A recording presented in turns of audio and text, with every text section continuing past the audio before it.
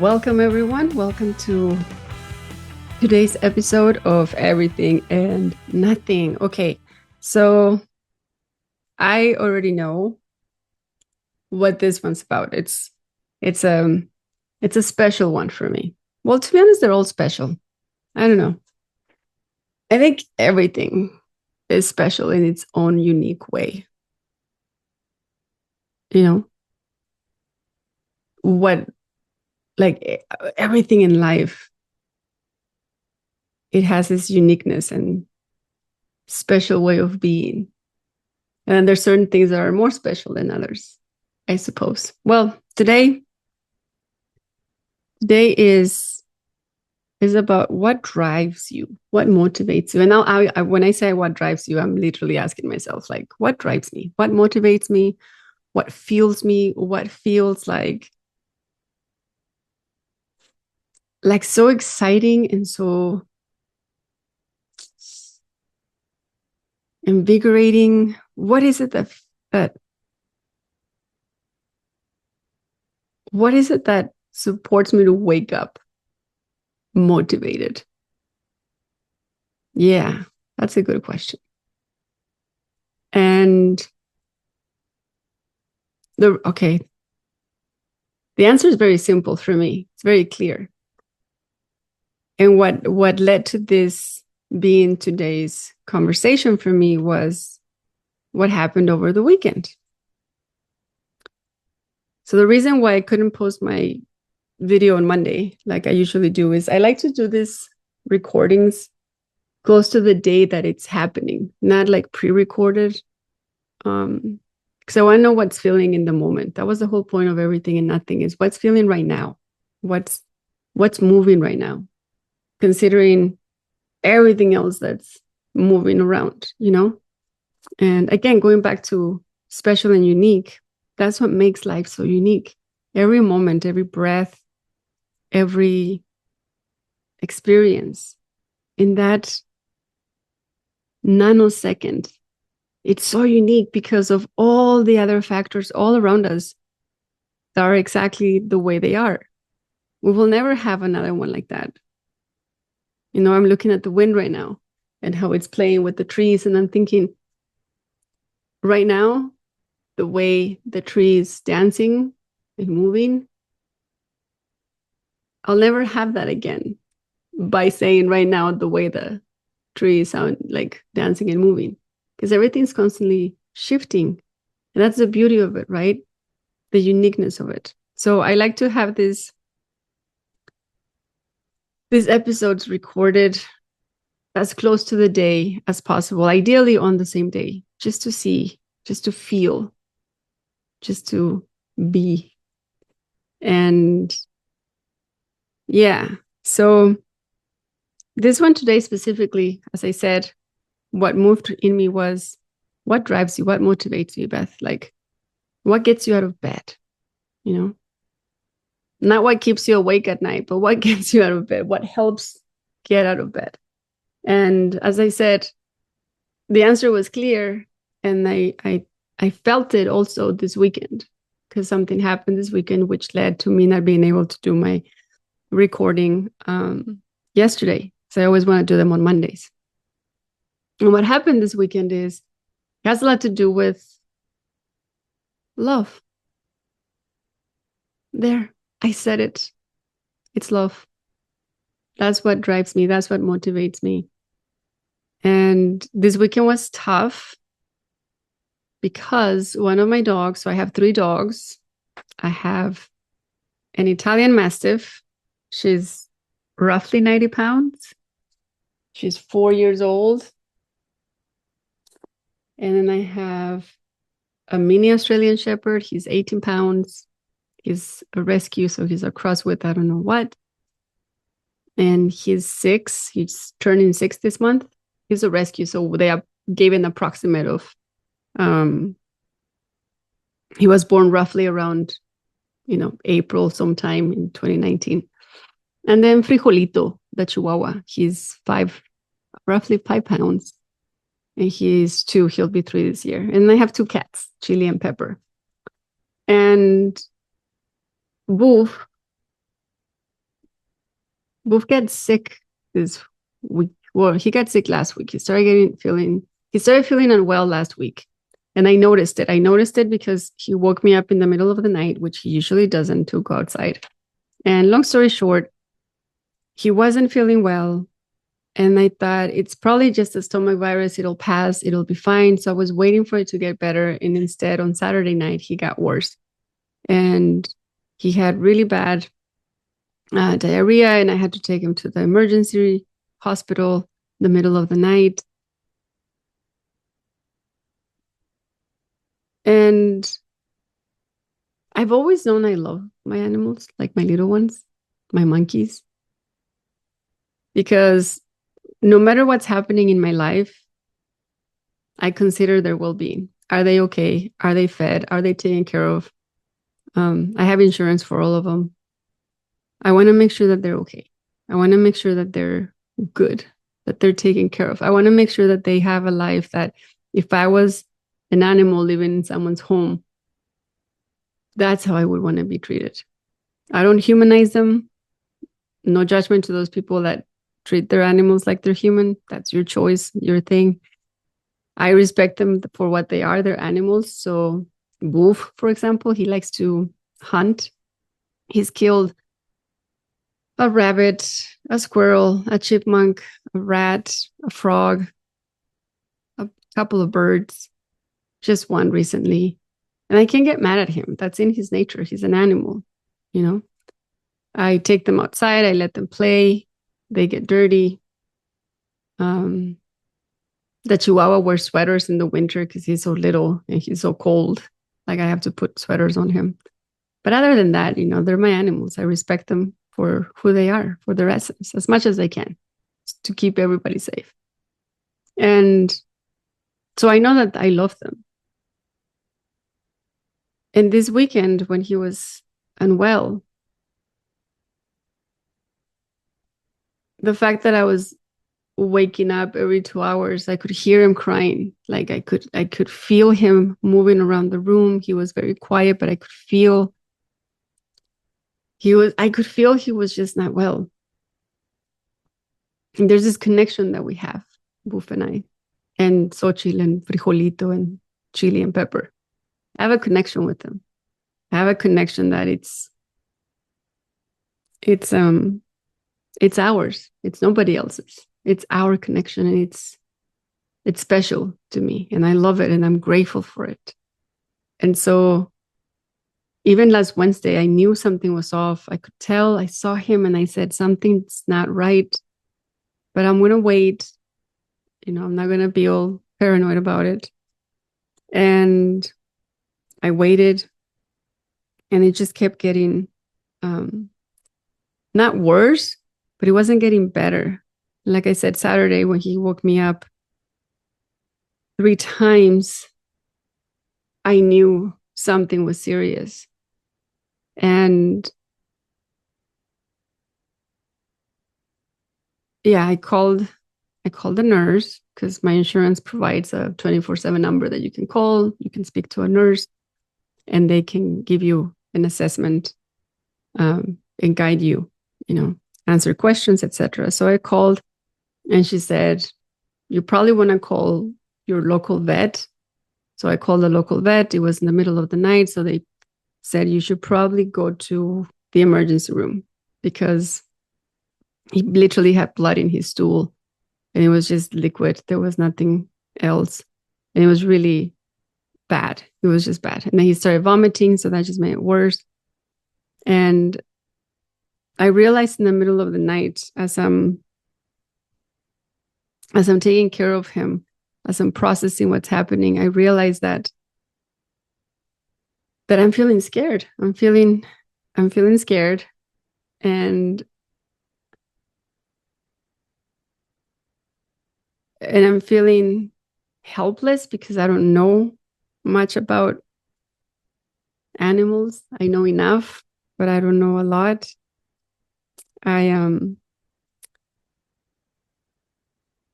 But what I'm realizing more than anything is how much I love him. You know, I'm watching him. I'm going out in the middle of the night. It's pretty cold. There was frost outside. It was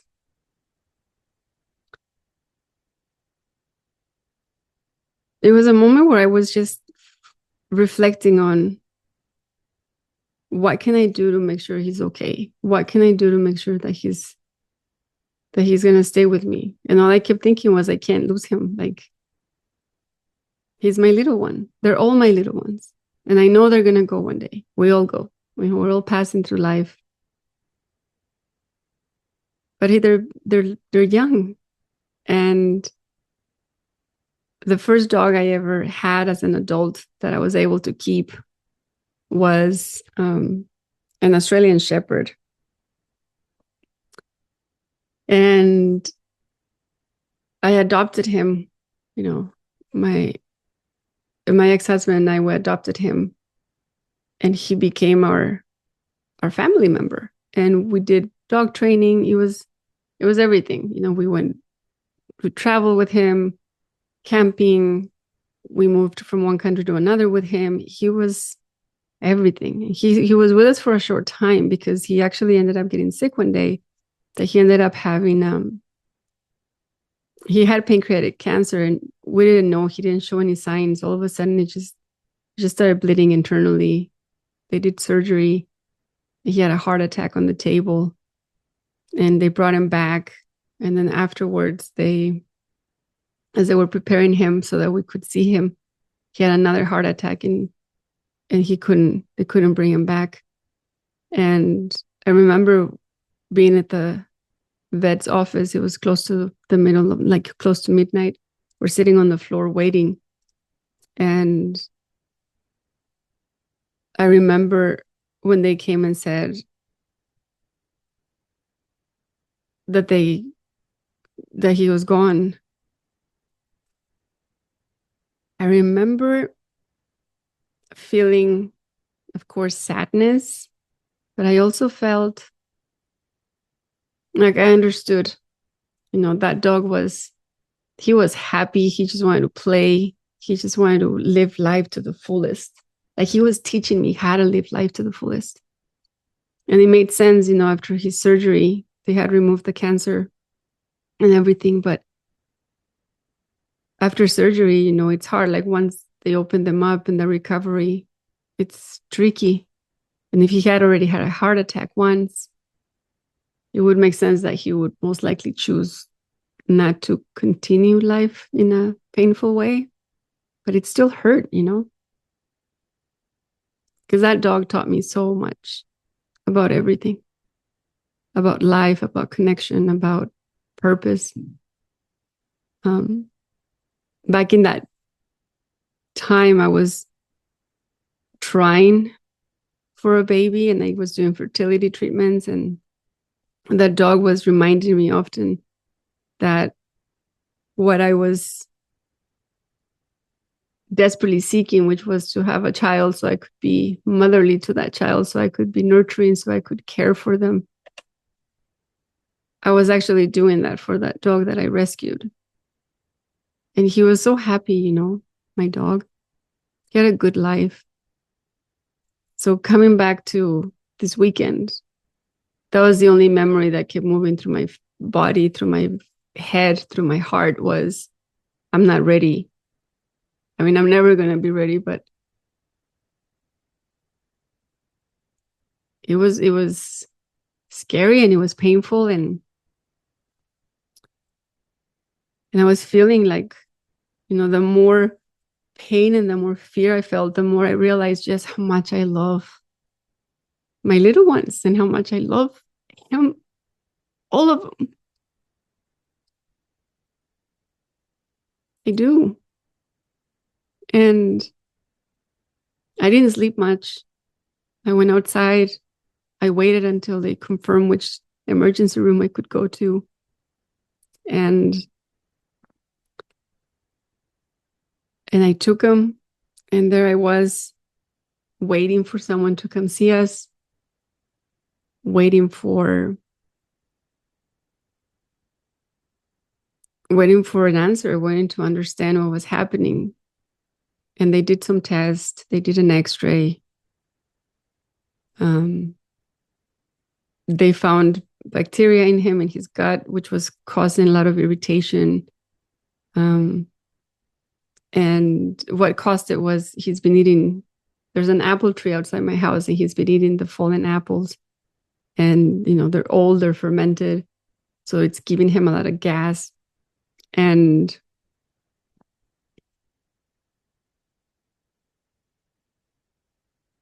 they did blood work, which came back, with good news. Nothing was wrong. There was nothing wrong with his pancreas. So he was clear on that. And that felt so relieving for me.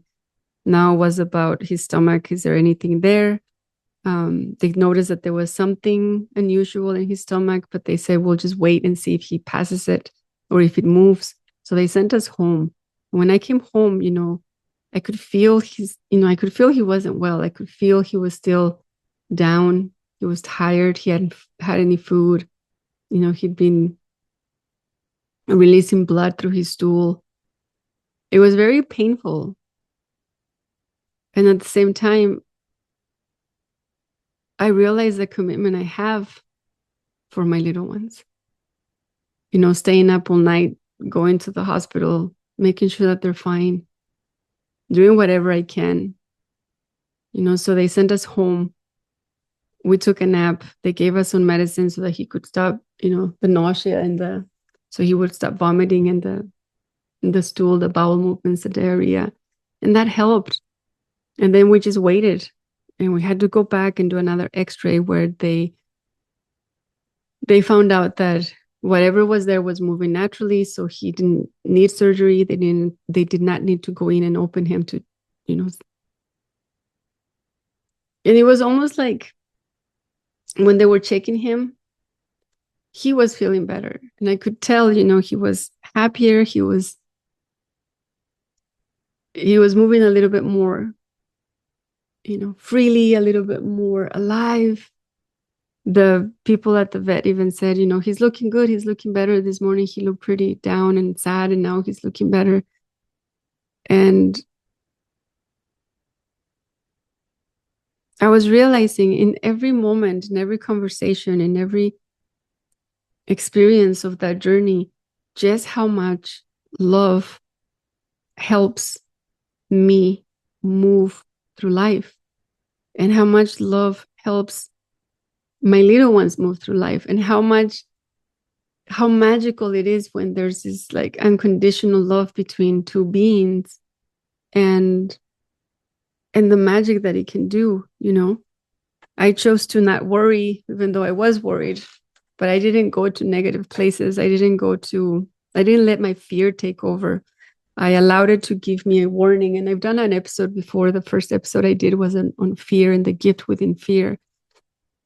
And this is a reminder of how beautiful, fear and love work together. But I have that awareness now, like I'm afraid because I love him. I worry because I love him. They're everything to me. He's my little one. So when I came home, I was happy to celebrate, and it was a big week, right? Because during, late, like toward the end of the week, I had the launch of my book, and with the support of many, I achieved my ranking of, #1 international best-selling author, which is amazing. And I couldn't celebrate that. I couldn't celebrate it, not because I didn't care. I couldn't celebrate it because what I love is this life that I've created with my little ones, this connection that I have with them that reminds me what it's like to be alive, that reminds me what it's like to be in this experience. So when I came home with him, after they released him, and I knew he was fine, and they gave us medicine, and I knew he didn't need surgery, and I knew everything was moving okay, then I felt comfortable to celebrate something. And what I was celebrating more than anything was that he was healthy. He was healthy, and that he was not exactly happy, but he was becoming happier again. What I was celebrating was my happiness to have him home. What I was celebrating was my commitment to him, what I was celebrating was the love that I feel for him, the love that he and my other ones. But in that moment, the love that Boof helps me experience within myself when I see him, when we spend time together. And he's been through a lot with me. Like I've moved so many houses or so many times to so many houses in the last, years since he's been with me. And he's just an amazing little dog. And so when I went out, because I decided, I take him home, let him rest. He was tired, but he was feeling better. There was no more tummy problems. He was on antibiotics. He was getting better. So the other two dogs, were being mindful and careful and, sniffing him, making sure he was fine. But their energy was lower, calmer, more relaxed. So everyone was just in this flow of how can we support Boof to get better. So when he went into his crate and I went out to celebrate, as I was sitting down and I gave gratitude and I celebrated, my achievement of putting this book out, following my intuition to write that book, to share that message, to give that. And at the same time, gratitude for the human part. The book is about the human side and celebrating that Boof was home, that he was with me, that I get to spend more time with him, with the awareness. I know that one day, as we all do, we'll transition to another place, whatever it is that we believe we go to. But until then, like, he's here. I get to go out with him. I get to take him on walks. I get to go on hikes with him. I get to love him. And I get to feel his love for me. And I realized this morning when I woke up, and yesterday, but let's focus on this morning. I opened my eyes, throughout the day, I opened my eyes barely to see if he's still around, if he's still okay. Like, is he here? Where is he? He's just laying next to me. But this morning when I woke up and I opened my eyes fully, and I saw him laying there comfortably, and I realized this is what drives me. This right here, this special connection that I have in my life, the connections that I've created in my immediate life. This, I wake up for this. I wake up for talking to them, saying good morning to the little one and the big one, and Boof, and getting ready, and come on guys, let's go out and let's put your harness, and who's going next, and my cats are meowing for food, and like, what a beautiful life to live. What a beautiful experience to be part of. Love.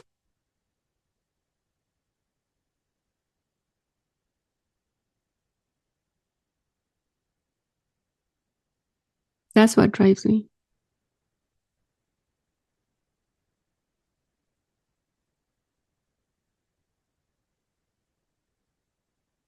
So for you,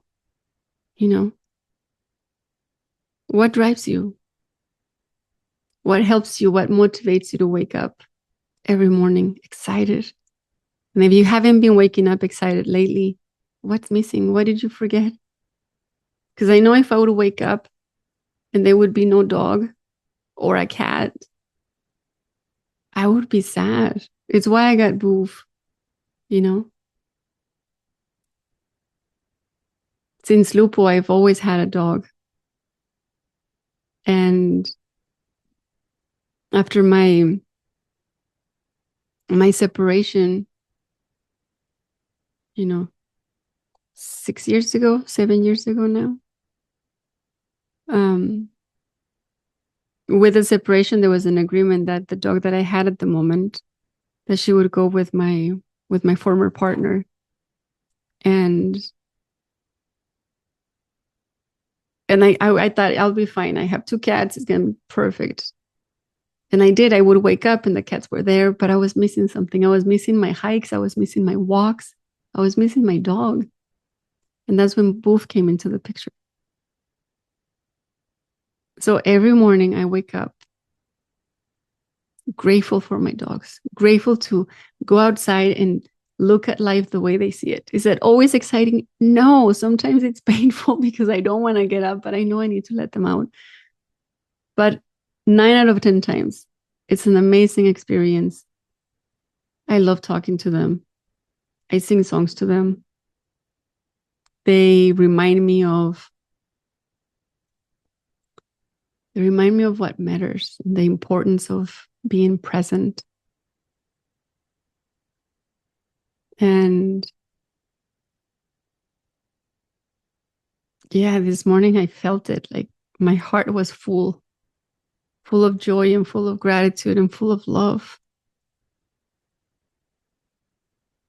And what a blessing that I get to continue to experience, this kind of love, because he's okay, he's healthy, he's recovering still, but he's here. I get to cuddle him. I get to go out with him. I get to experience life with him still. I get to see the world through his eyes. What a beautiful gift. So that's what drives me. So I invite people, like at the end of every podcast, I throw a couple of questions. There's a purpose for listening to stuff. It's a purpose for how we show up and what we watch.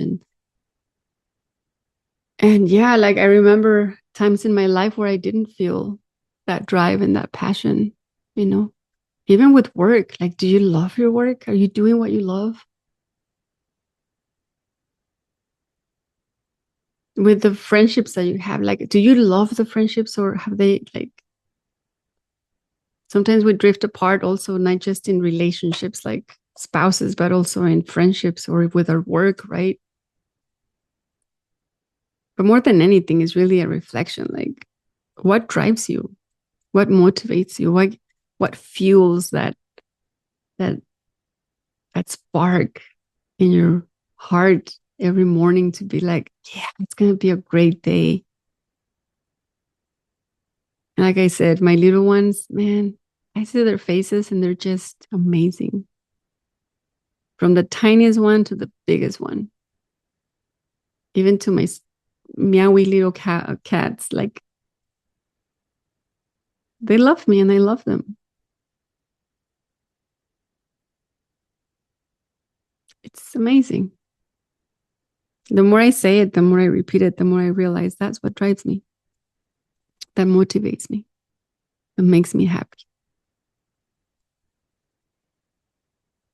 And that's important, because if I wake up happy like that, if they're happy like that, my day's better. I show up at work better. I show up for my clients better.